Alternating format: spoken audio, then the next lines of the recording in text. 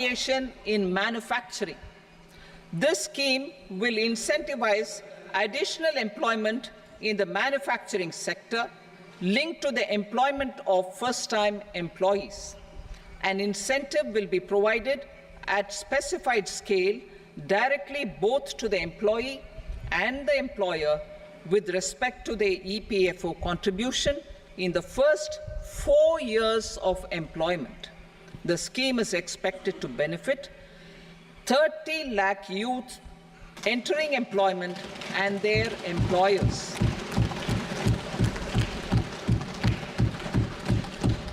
Scheme C, support to employers.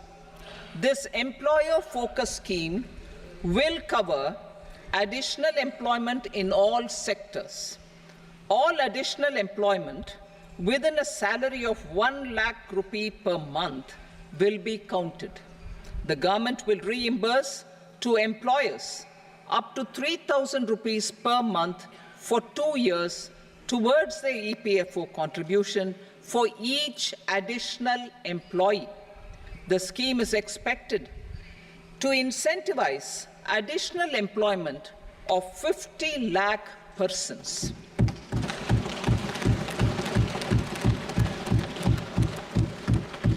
Participation of women in the workforce.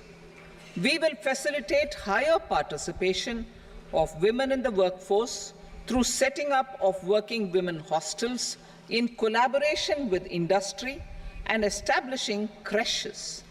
In addition, the partnership will seek to organize women-specific skilling programs and promotion of market access for women SHG enterprises. Skilling program. I'm happy to announce a new centrally sponsored scheme as the fourth scheme under the Prime Minister's package for skilling in collaboration with state governments and industry. 20 lakh youth will be skilled over a 5-year period.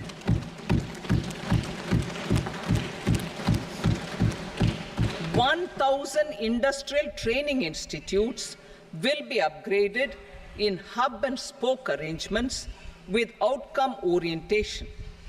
Course content and design will be aligned to the skill needs of industry, and new courses will be introduced for emerging needs. Skilling loans. The model skill loan scheme will be revised to facilitate loans up to 7.5 lakh rupees with a guarantee from a government-promoted fund. This measure is expected to help 25,000 students every year.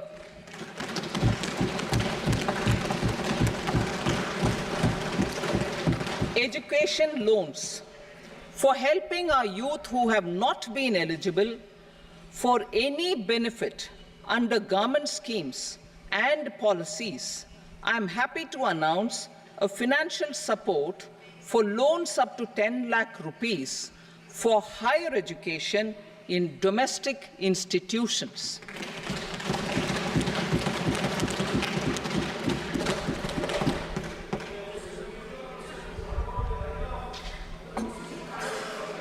E-vouchers for this purpose. E-vouchers for this purpose will be given directly to 1 lakh students every year for annual interest subvention of 3% of the loan amount. Priority 3, inclusive human resource development and social justice, saturation approach. Our government is committed to all-round, all-pervasive and all-inclusive development of people, particularly farmers, youth, women, and the poor.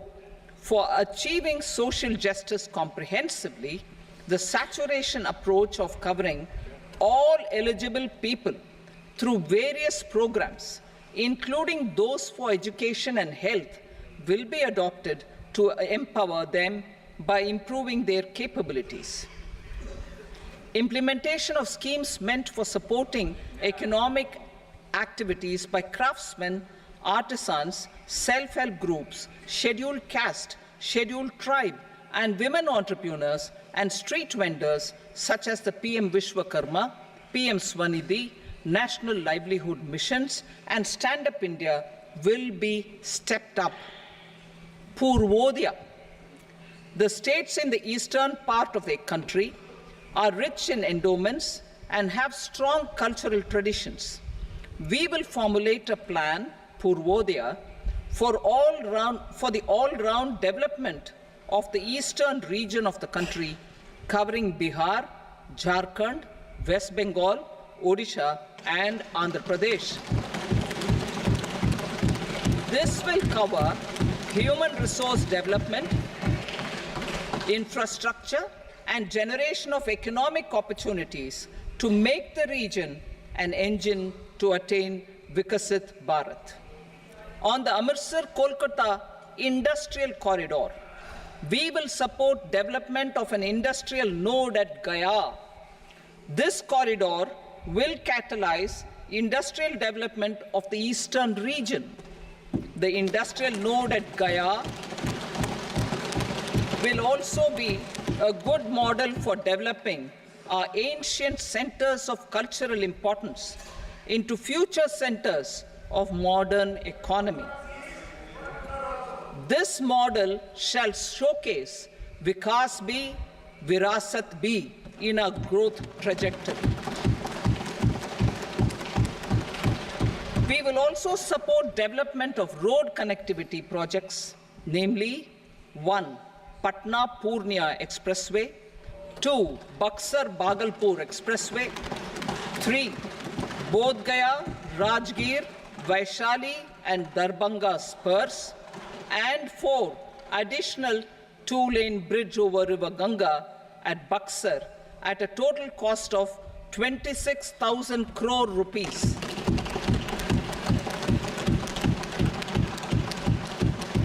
Power projects, including setting up of a new 2,400 megawatt power plant at Pir Painti, will be taken up at a cost of 21,400 crore rupees. New airports, medical colleges, and sports infrastructure in Bihar will be constructed. An additional allocation to support capital investments will be provided. The requests of Bihar government for external assistance from multilateral development banks will be expedited.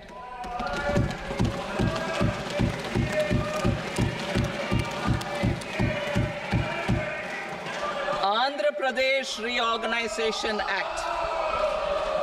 Our government has made concerted efforts to fulfill the commitments in Andhra Pradesh Reorganization Act.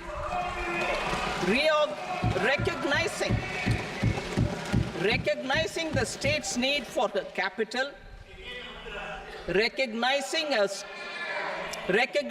the state's need for a capital, we will facilitate special financial support through multilateral development agencies. In the current financial year, 15,000 crore rupees will be arranged with additional amounts in future years.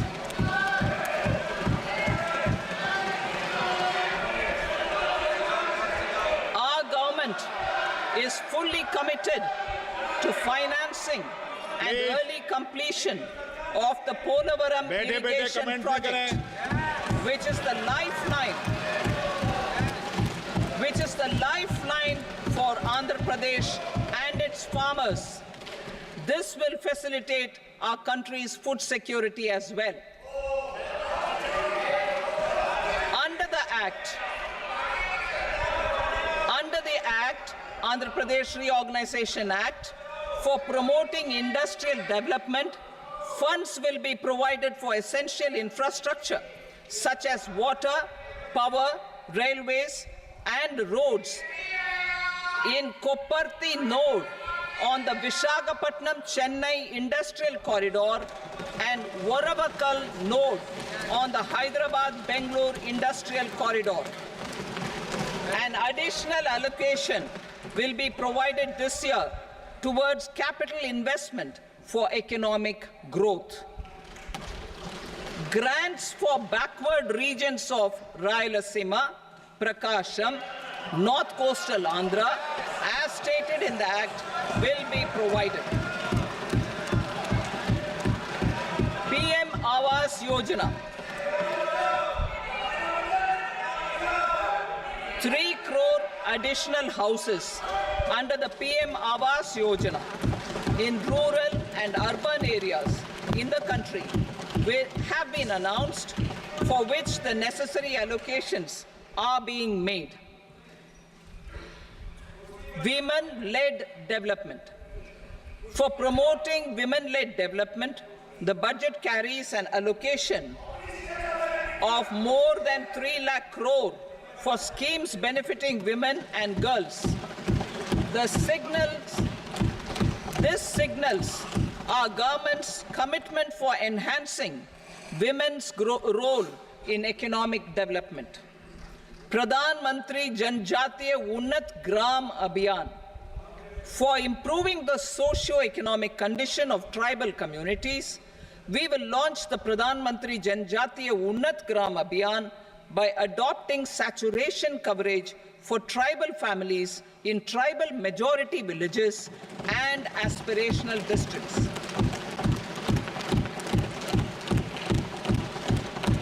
This will cover 63,000 villages, benefiting 5 crore tribal people. Bank branches in northeastern region. More than 100 branches of India Post Payment Bank will be set up in the northeast region to expand the banking services. This year, I have made a provision of 2.66 lakh crore rupees for rural development, including rural infrastructure. Priority 4, manufacturing and services, support for promotion of MSMEs. This budget provides special attention to MSMEs and manufacturing, particularly labor-intensive manufacturing. We have formulated a package covering financing, regulatory changes, and technology support for MSMEs to help them grow and also compete globally, as mentioned in the interim budget. I am happy to announce the following specific measures. Credit guarantee scheme for MSMEs in the manufacturing sector. For facilitating term loans to MSMEs for purchase of machinery and equipment without collateral or third-party guarantee, a credit guarantee scheme will be introduced. The scheme will operate on pooling of credit risks of such MSMEs. A separately constituted self-financing guarantee fund will provide to each applicant guarantee cover up to 100 crore rupees, while the loan amount may be larger. The borrower will have to provide an upfront guarantee fee and an annual guarantee fee on the reducing loan balance. New assessment model for MSME credit. Public sector banks will build their own in-house capability to assess MSMEs for credit instead of relying on external assessment. They will also take a lead in developing or getting developed a new credit assessment model based on the scoring of digital footprints of the MSMEs in the economy. This is expected to be a significant improvement over the traditional assessment of credit eligibility based only on asset or turnover criteria. That will also cover MSMEs without a formal accounting system. Credit support to MSMEs during stress period. I'm happy to announce a new mechanism for facilitating continuation of bank credit to MSMEs during their stress period while being in special mention account, SMA stage, for reasons beyond their control, MSMEs need credit to continue their business and to avoid getting into the NPA stage. Credit availability will be supported through a guarantee from a government-promoted fund. Mudra loans. The limit of Mudra loans will be enhanced to 20 lakh from the current 10 lakh for those entrepreneurs who have availed and successfully repaid previous loans under the Tarun category. Enhanced scope for mandatory onboarding in TREDS. For facilitating MSMEs to unlock their working capital by converting their trade receivables into cash, I propose to reduce the turnover threshold of buyers for mandatory onboarding on the TREDS platform from rupees 500 crore to 250 crore rupees. This measure will bring 22 more CPSCs and 7,000 more companies onto the platform. Medium enterprises will also be included in the scope of the suppliers. SIDBI branches in MSME clusters. SIDBI will open new branches to expand its reach to serve all major MSME clusters within 3 years and provide direct credit to them. With the opening of 24 such branches this year, the service coverage will expand to 168 out of 242 major clusters. MSME units for food irradiation, quality and safety testing. Financial support for setting up of 50 multi-product food irradiation units in the MSME sector will be provided. Setting up of 100 food quality and safety testing labs with NABL accreditation will be facilitated. E-commerce export hubs. To enable MSMEs and traditional artisans to sell their products in international markets, e-commerce export hubs will be set up in public-private partnership mode. These hubs, under a seamless regulatory and logistic framework, will facilitate trade and export-related services under one roof. Measures for promotion of manufacturing and services. Internship in top companies. As the fifth scheme under Prime Minister's package, our government will launch a comprehensive scheme for providing internship opportunities in 500 top companies to 1 crore youth in 5 years. They will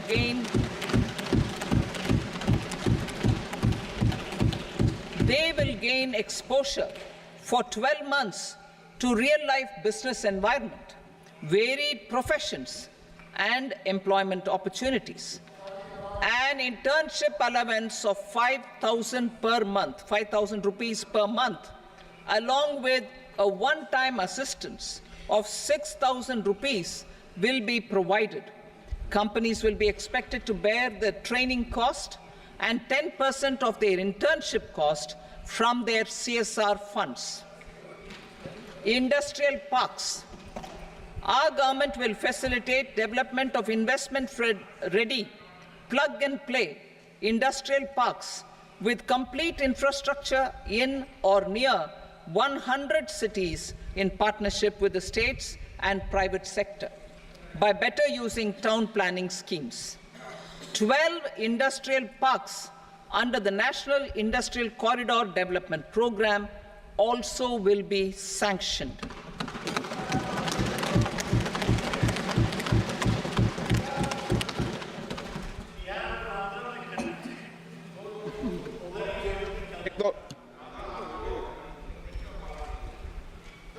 Veji paper, no. Please, Petier.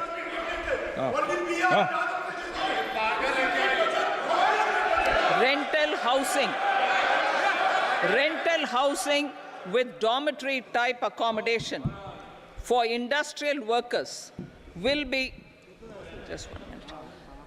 Rental housing, I repeat, rental housing with dormitory type accommodation for industrial workers will be facilitated in PPP mode with VGF support and commitment from anchor industries. Shipping industry, ownership, leasing, and flagging reforms will be implemented to improve the share of Indian shipping industry and generate more employment. Critical mineral mission.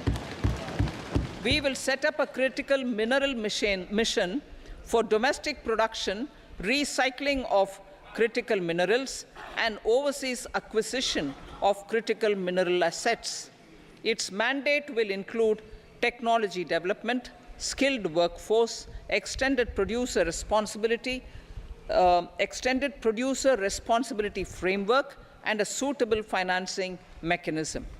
Offshore mining of minerals. Our government will launch the auction of the first tranche of offshore blocks for mining, building on the exploration already carried out. Digital public infrastructure applications. Turning to the services sector, I propose development of DPI applications at population scale for productivity gains, business opportunities, and innovation by the private sector. These are planned in the areas of credit, e-commerce, education, health, law and justice, logistics, MSME service delivery, and urban governance. Integrated technology platform for IBC ecosystem. An integrated technology platform will be set up for improving the outcomes under the Insolvency Bankruptcy Code for achieving consistency, transparency, timely processing, and better oversight for all stakeholders. Voluntary closure of LLPs. The services of the Center for Processing Accelerated Corporate Exit, CPACE, will be extended for voluntary closure of LLPs to reduce the closure times. National Company Law Tribunals. The IBC has resolved more than 1,000 companies, resulting in direct recovery of 3.3 lakh crore to creditors. 3.3 lakh crore rupees to creditors. In addition, 28,000 cases involving over 10 lakh crore rupees have been disposed of even prior to admission.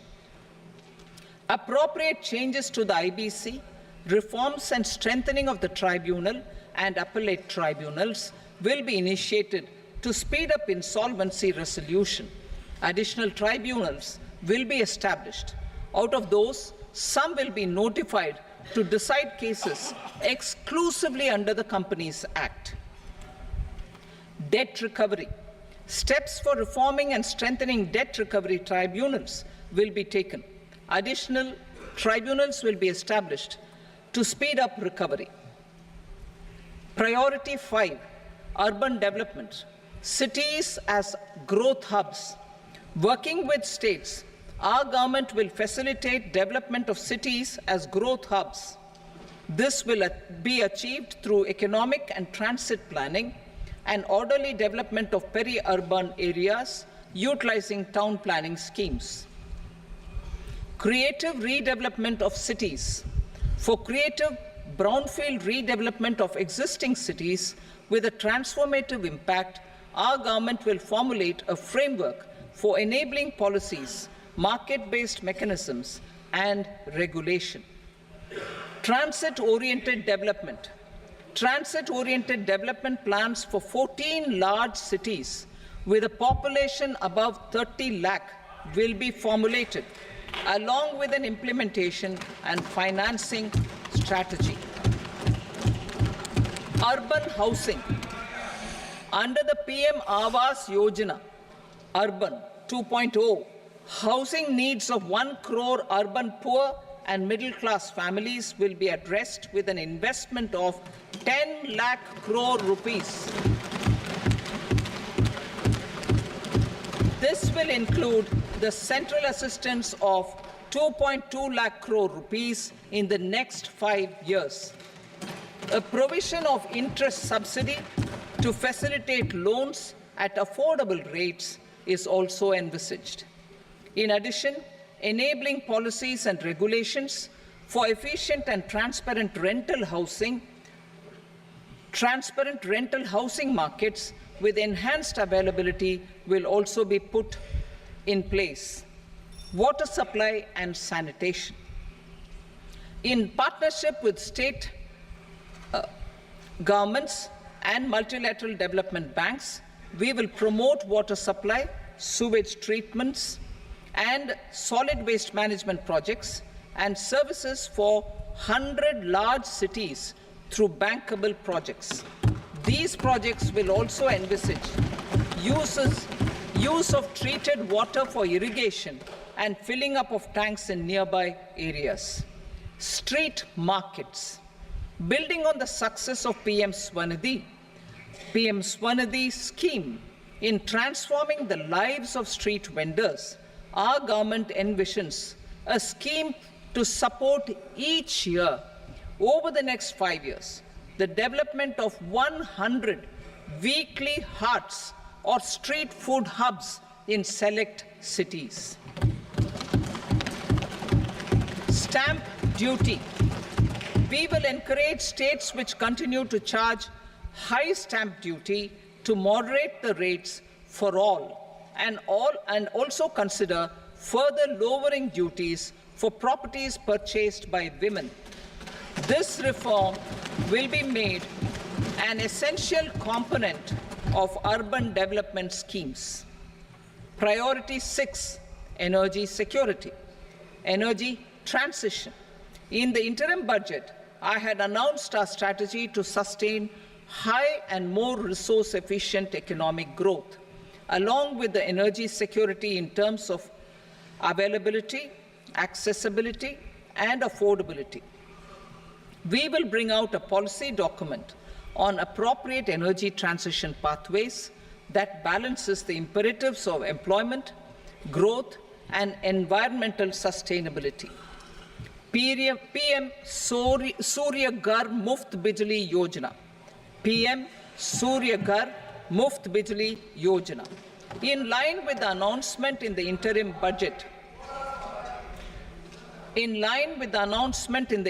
budget, PM Surya Ghar Muft Bijli Yojana has been launched to install rooftop solar plants to enable 1 crore households obtain free electricity up to 300 units every month.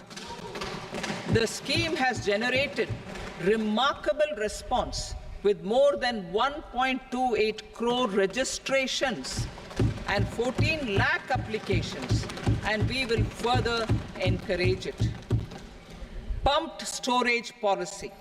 A policy for promoting pumped storage projects will be brought out for electricity storage and facilitating smooth integration of the growing share of renewable energy with its variable and intermittent nature in the overall energy mix.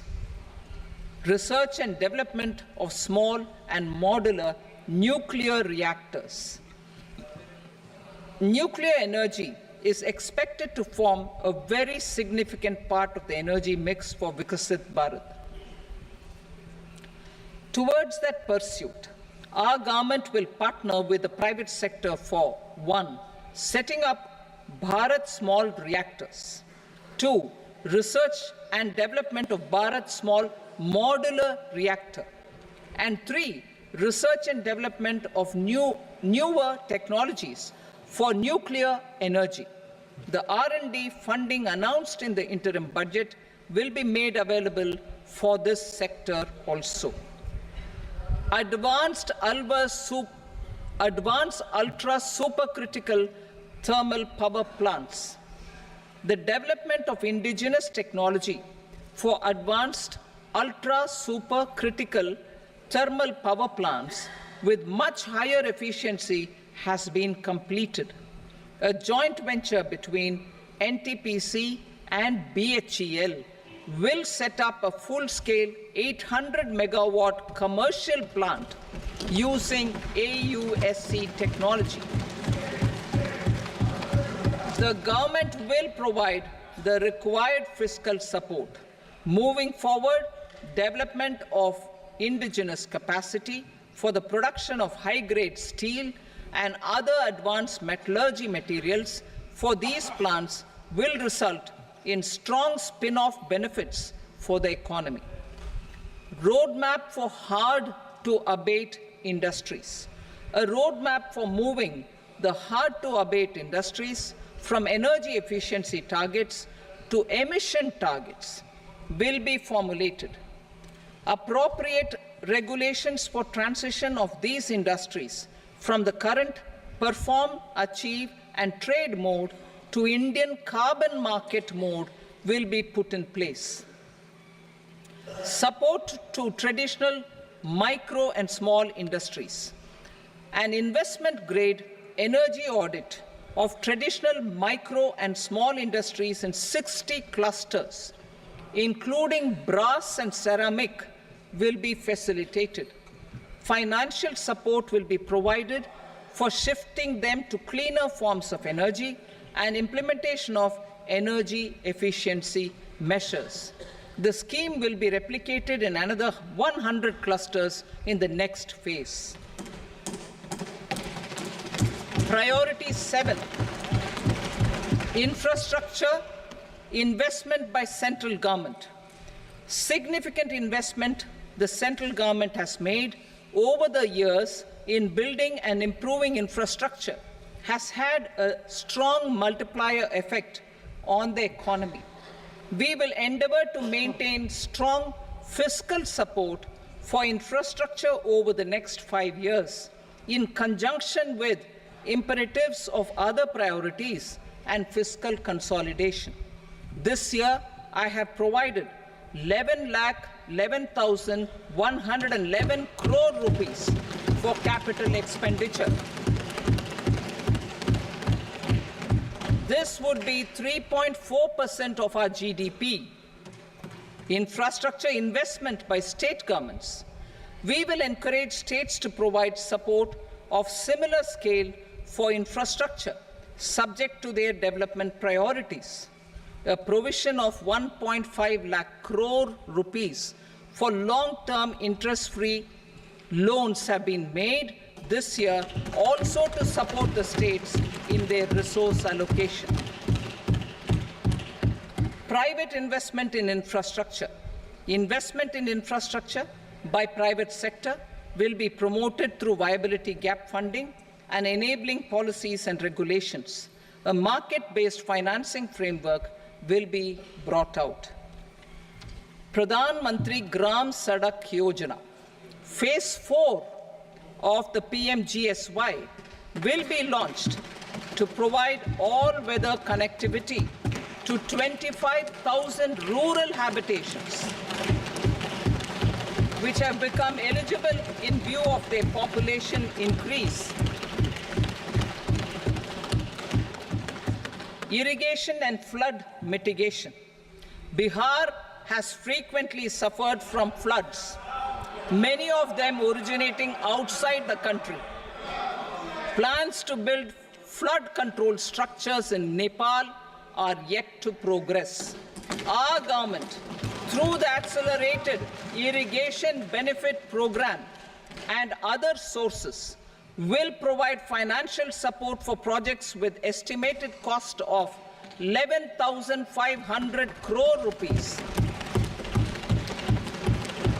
such as the Kosi-Michi intra-state link and 20 other ongoing and new schemes, including barrages, river pollution abatement, and irrigation projects. In addition, survey and investigation of Kosi-related flood mitigation and irrigation projects will be undertaken.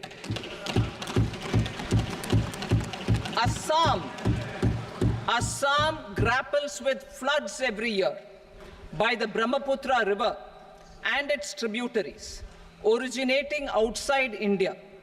We will provide assistance to Assam for flood management and related projects.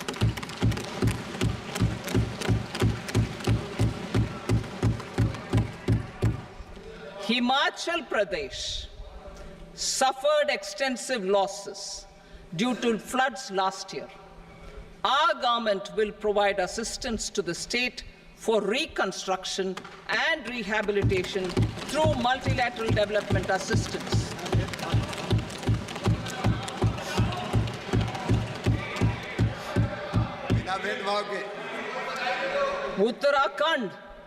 Uttarakhand too suffered losses due to cloudbursts and massive landslides. We will provide assistance to the state. Recently, Sikkim witnessed devastating flash floods and landslides that wreaked havoc across the state. Our government will provide assistance to the state. Tourism has always been a part of our civilization. Our efforts in positioning India as a global tourist destination will also create jobs, stimulate investments, and unlock economic opportunities for other sectors. In addition to the measures outlined in the interim budget, I propose the following measures. Vishnupad Temple at Gaya and Mahabodhi Temple at Bodh Gaya in Bihar are of immense spiritual significance. Comprehensive development of Vishnupad Temple Corridor and Mahabodhi Temple Corridor will be supported, modeled on the successful Kashi Vishwanath Temple Corridor to transform them into world-class pilgrim and tourist destinations. Rajgir holds immense religious significance for Hindus, Buddhists, and Jains. The 20th Tirthankara Muniswarata Temple in the Jain temple complex is ancient. The Saptarishi, or the 7 hot springs, form a warm water Brahmkund that is sacred. A comprehensive development initiative for Rajgir will be undertaken. Our government will support the development of Nalanda as a tourist center, besides reviving Nalanda University to its glorious stature. Odisha's scenic beauty, temples, monuments, craftsmanship, wildlife sanctuaries, natural landscapes, and pristine beaches make it an ultimate tourism destination. Our government will provide assistance for their development to Odisha as well. Priority 8, innovation, research and development. We will operationalize the Anusandhan National Research Fund for basic research and prototype development. Further, we will set up a mechanism for spurring private sector-driven research and innovation at commercial scale with a financing pool of 1 lakh crore rupees in line with the announcement in the interim budget. Space economy. With our continued emphasis on expanding the space economy by 5 times in the next 10 years, a venture capital fund of 1,000 crore rupees will be set up. Priority 9, next generation reforms. Economic policy framework. We will formulate an economic policy framework to delineate the overarching approach to economic development and set the scope of the next generation of reforms for facilitating employment opportunities and sustaining high growth. Our government will initiate and incentivize reforms for 1. Improving productivity of factors of production, and 2. Facilitating markets and sectors to become more efficient. These reforms will cover all factors of production, namely land, labor, capital, and entrepreneurship, and technology as an enabler of improving total factor productivity and bridging inequality. Effective implementation of several of these reforms requires collaboration between the center and the states, and building consensus as development of the country lies in development of the states. For promoting competitive federalism and incentivizing states for faster implementation of reforms, I propose to earmark a significant part of the 50-year interest-free loan. Working with the states, we will initiate the following reforms.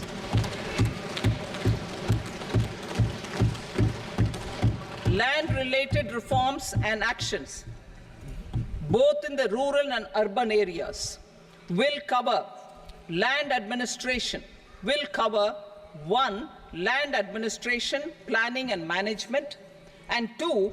Urban planning usage and building bylaws. These will be incentivized for completion within the next 3 years through appropriate fiscal support. Rural land-related actions. Rural land-related actions will include 1. Assignment of unique land parcel identification number, UL PIN, or Bhu Aadhaar for all lands. 2. Digitization of cadastral maps. 3. Survey of subdivisions, survey of map subdivisions as per current ownership. 4. Establishment of land registry. And 5. Linking to the farmers registry. These actions will also facilitate credit flow and other agricultural services. Urban land-related actions. Land records in urban areas will be digitized with GIS mapping. An IT-based system for property record administration, updating, and tax administration will be established. These will also facilitate improving the financial position of urban local bodies. Labor-related reforms. Services to labor. Our government will facilitate the provision of a wide array of services to labor, including those for employment and skilling. A comprehensive integration of e-Shram portal with other portals will facilitate such one-stop solution. Open architecture databases for the rapidly changing labor market, skill requirements, and available job roles, and a mechanism to connect job aspirants with potential employers and skill providers will be covered in these services. Shram Suvidha and Samadhan portal. Shram Suvidha and Samadhan portal will be revamped to enhance ease of compliance for industry and trade. Capital and entrepreneurship related reforms, financial sector vision and strategy. For meeting financing needs of the economy, our government will bring out a financial sector vision and strategy document to prepare the sector in terms of size, capacity, and skills. This will set the agenda for the next 5 years and guide the work of the government, regulators, financial institutions, and market participants. Taxonomy for climate finance. We will develop taxonomy for climate finance for enhancing the availability of capital for climate adaptation and mitigation. This will support achievement of the country's climate commitments and green transition. Variable capital company structure. We will seek the required legislative approval for providing an efficient and flexible mode for financing leasing of aircrafts and ships and pooled funds of private equity through a variable company structure. Foreign direct investments and overseas investment. The rules and regulations for foreign direct investment and overseas investments will be simplified to 1. Facilitate foreign direct investments, 2. Nudge prioritization, and 3. Promote opportunities for using Indian rupee as a currency for overseas investment. NPS Vatsalya. NPS Vatsalya, a plan for contribution by parents and guardians for minors, will be started. On attaining the age of majority, the plan can be converted seamlessly into a normal NPS account. Use of technology. We have successfully used technology for improving productivity and bridging inequality in our economy during the past 10 years. Public investment in digital infrastructure and innovations by the private sector have helped in improving access of all citizens, particularly the common people, to market resources, education, health and services. We will step up adoption of technology towards digitalization of the economy. Ease of doing business. For enhancing ease of doing business, we are already working on the Jan Vishwas Bill 2.0. Further, states will be incentivized for implementation of the business reforms, action plans, and digitalization. Data and statistics. For improving data governance, collection, processing and management of data and statistics, different sectoral databases, including those established under the Digital India Mission, will be utilized with active use of technology tools. New pension scheme. The committee to review the NPS has made considerable progress in its work. I am happy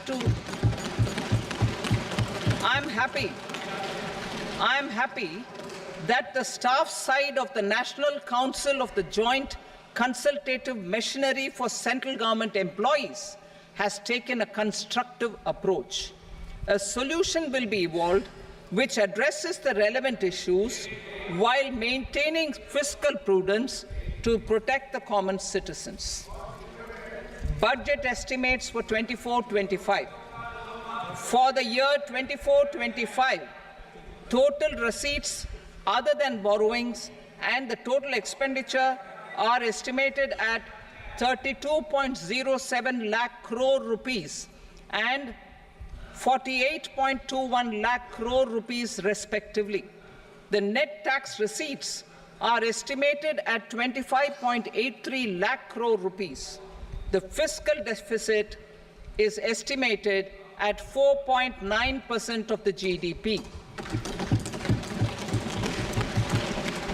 The gross and the net market borrowings through dated securities during 24-25 are estimated at 14.01 lakh crore rupees and 11.63 lakh crore rupees respectively. Both will be less than that in 23-24. The fiscal consolidation path announced by me in 2021 has served our economy very well, and we aim to reach the deficit below 4.5% next year. The government is committed to staying the course. From 2026-27 onwards, our endeavor will be to keep the fiscal deficit each year such that the central government's debt will be on a declining path as percentage of GDP. I will now move to Part B.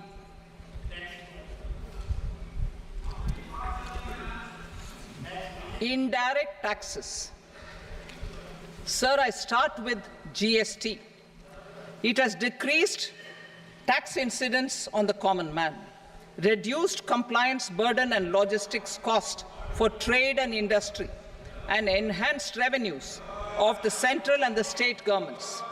It is a success of vast proportions.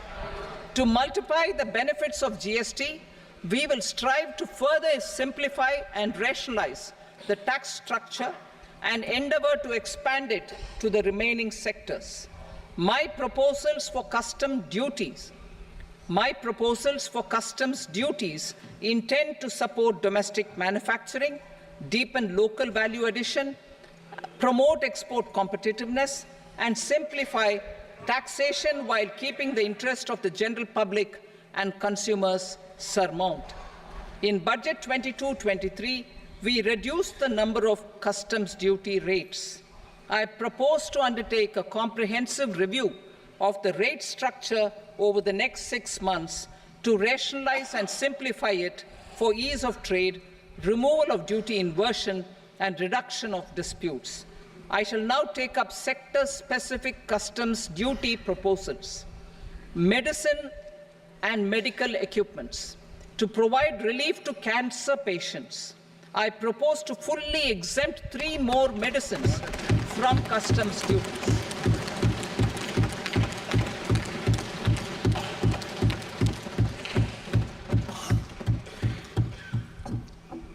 I also propose changes in the BCD on X-ray tubes and flat panel detectors for use in medical X-ray machines under the phased manufacturing program so as to synchronize them with the domestic capacity addition.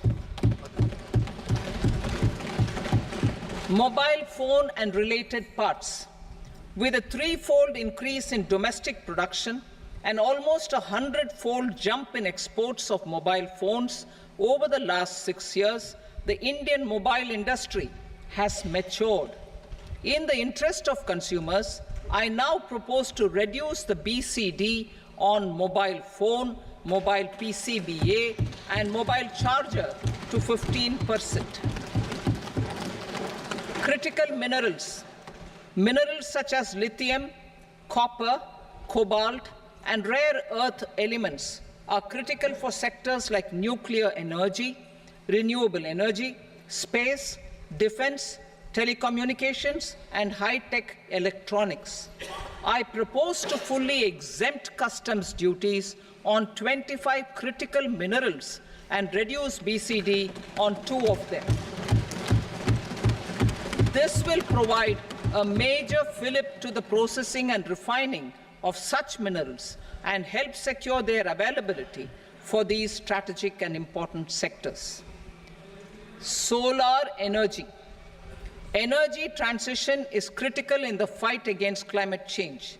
To support energy transition, I propose to expand the list of exempted capital goods for use in the manufacture of solar cells and panels in the country.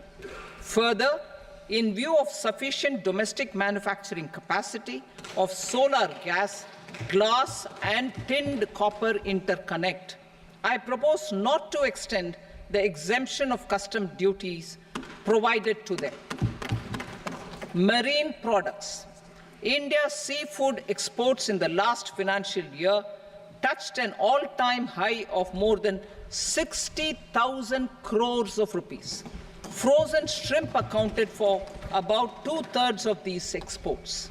To enhance their competitiveness, I propose to reduce BCD on certain broodstock, polychaete worms, shrimp, and fish feed to 5%.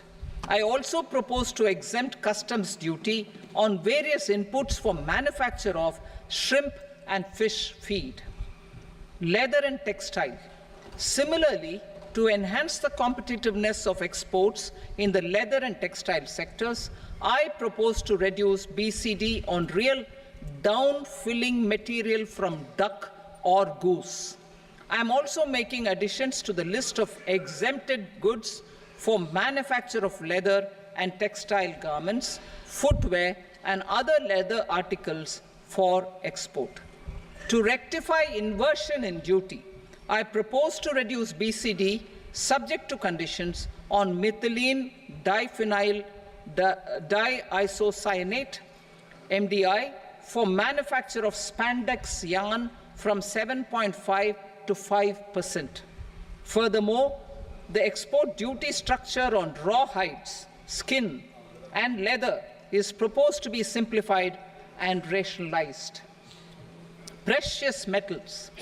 To enhance domestic value addition in gold and precious metal jewelry, in the country. I propose to reduce customs duties on gold and silver to 6% and that of platinum to 6.4%. Other metals, steel and copper, are important raw materials.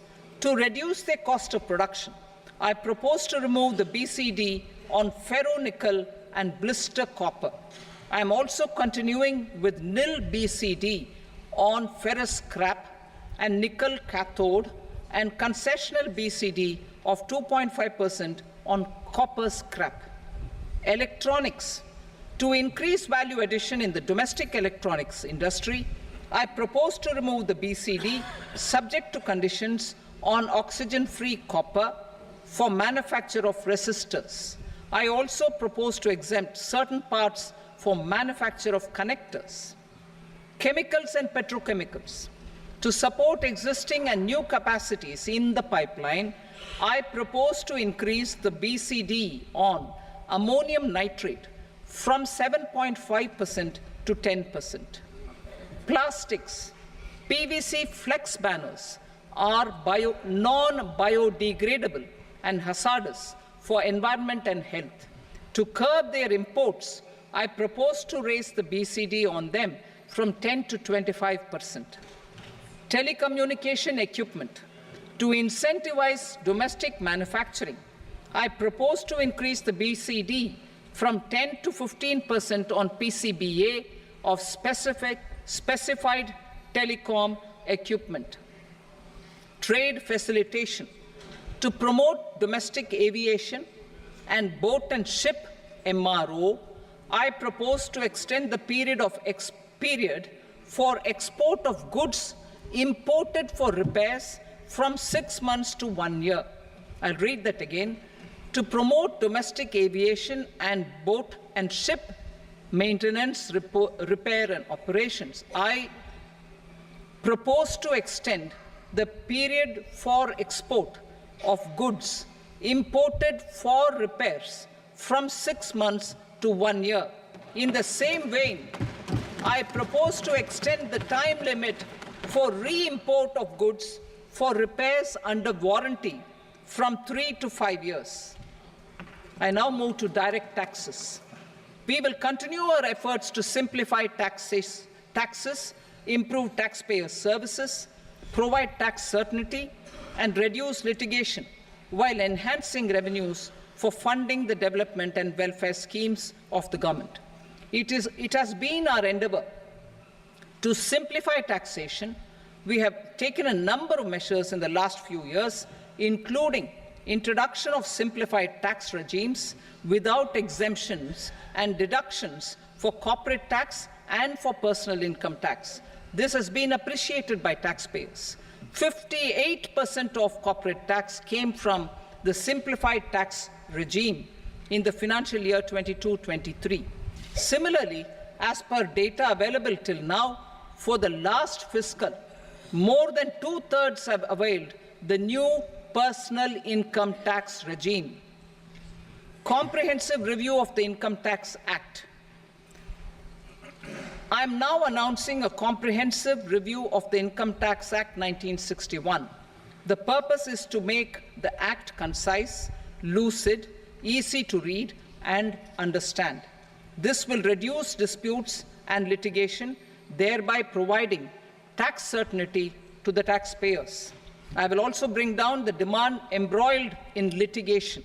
It is proposed to be completed in 6 months. A beginning is being made in the finance bill by simplifying the tax regime for charities, tedious rate structures, provisions of reassessment and such provisions, and capital gains taxation. Simplification for charities and tedious. Two tax exemption regimes.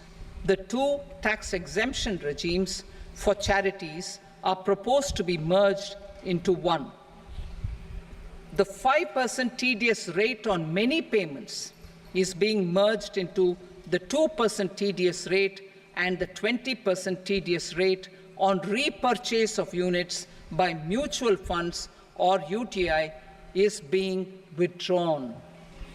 TDS rate on e-commerce operators is proposed to be reduced from 1 to 0.1%. Moreover, credit of TCS is proposed to be given in the TDS to be deducted on salary. Further, I propose to decriminalize delay for payment of TDS up to the due date of filing statement for the same. I also plan to provide a standard operating procedure for TDS defaults and simplify and rationalize the compounding guidelines for such defaults. Simplification of reassessment. I propose to thoroughly simplify the provisions for reopening and reassessment. An assessment hereinafter can be reopened beyond 3 years from the end of the assessment year only if the escaped income is 50 lakh rupees or more, up to a maximum period of 5 years from the end of the assessment year. Even in such cases, a time limit of 6 years before the year of the search, as against the existing time limit of 10 years, is being proposed. This will reduce tax uncertainty and disputes. Simplification and rationalization of capital gains. Capital gains taxation is also proposed to be hugely simplified. Short-term gains on certain financial assets shall henceforth attract a tax rate of 20%, while that on all other financial assets and all non-financial assets shall continue to attract the applicable tax rate. Long-term gains on all financial and non-financial assets, on the other hand, will attract a tax rate of 12.5%. For the benefit of the lower and the middle income classes, I propose to increase the limit of exemption of capital gains on certain financial assets to 1.25 lakh rupees per year. Listed financial assets held for more than a year will be classified as long-term, while unlisted financial assets and all non-financial assets will have to be held for at least 2 years to be classified as long-term. Unlisted bonds and debentures, debt mutual funds, and market-linked debentures, irrespective of holding period, however, will attract tax on capital gains at applicable rates. Taxpayer services. All the major taxpayer services under GST and most services under customs and income tax have been digitalized. All remaining services of customs and income tax, including rectification and order giving effect to appellate orders, shall be digitalized and made paperless over the next 2 years. Litigation and appeals. While our concerted efforts to reduce pendency of appeals at various appellate fora are beginning to show good results, it will continue to engage our highest attention. To dispose of the backlog of first appeals, I plan to deploy more officers to hear and decide such appeals, especially those with large tax effect. For resolution of certain income tax disputes pending an appeal, I am also proposing Vivad Se Vishwas Scheme 2024. Further, I propose to increase monetary limits for filing appeals related to direct taxes, excise, and service tax in the tax tribunals, high courts, and Supreme Court to 60 lakh rupees, 2 crore rupees, and 5 crore respectively. With a view to reduce litigation and provide certainty in international taxation, we will expand the scope of safe harbor rules and make them more attractive. We will also streamline the transfer pricing assessment procedure. Employment and investment. I have a few proposals to promote investment and foster employment. First of all, to bolster the Indian startup ecosystem, boost the entrepreneurial spirit, and to support innovation, I propose to abolish the so-called angel tax for all classes of investors. Second, there is tremendous potential for cruise tourism in India. To give a fillip to this employment-generating industry, I am proposing a simpler tax regime for foreign shipping companies operating domestic cruises in the country. Third, India is a world leader in the diamond cutting and polishing industry, which employs a large number of skilled workers. To further promote the development of this sector, we would provide for safe harbor rates for foreign mining companies selling raw diamonds in the country. Fourth, to attract foreign capital for our development needs, I propose to reduce the corporate tax rate on foreign companies from 40 to 35%. Deepening the tax base. I have a couple of proposals for deepening the tax base. First, security transaction tax on futures and options of securities is proposed to be increased to 0.02% and 0.1% respectively. Second, for reasons of equity, I propose to tax income received on buyback of shares in the hands of recipients.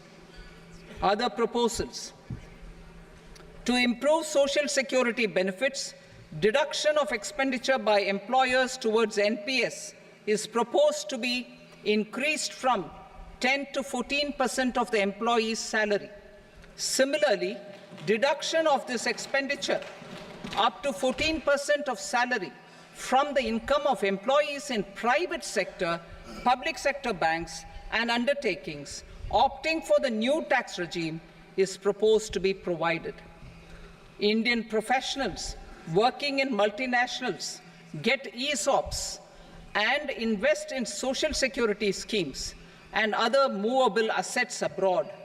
Non-reporting of such small foreign assets has penal consequences under the Black Money Act. Such non-reporting of movable assets up to 20 lakh rupees is proposed to be depenalized.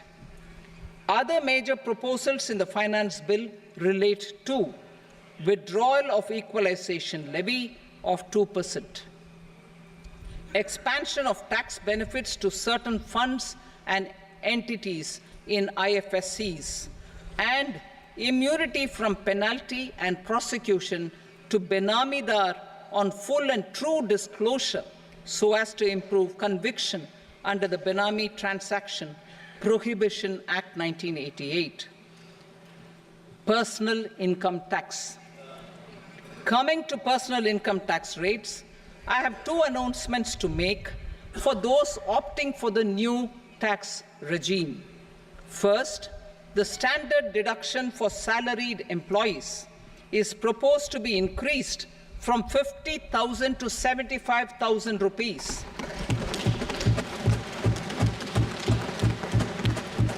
Similarly, deduction on family pension for pensioners is proposed to be enhanced from 15,000 to 25,000 rupees.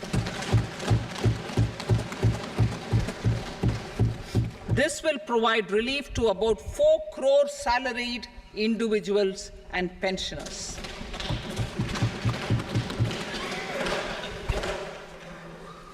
Second, in the new tax regime, the tax rate structure is proposed to be revised as follows: 0 to 3 lakh rupees, nil; 3 to 7 lakh rupees, 5%; 7 to 10 lakh rupees, 10%; 10 to 12 lakh rupees, 15%; 12 to 15 lakh rupees, 20%; and above 15 lakh rupees, 30%. As a result of these changes, a salaried employee in the new tax regime stands to save up to 17,500 rupees in income tax.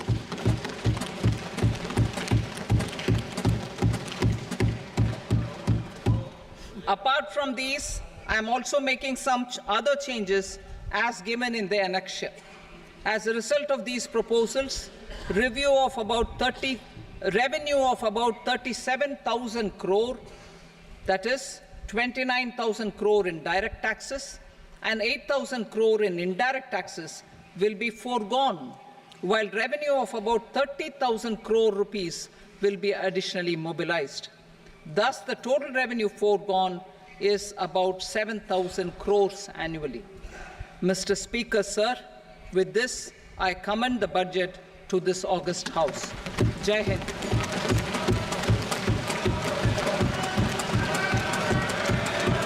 Item number 2. Item number 2.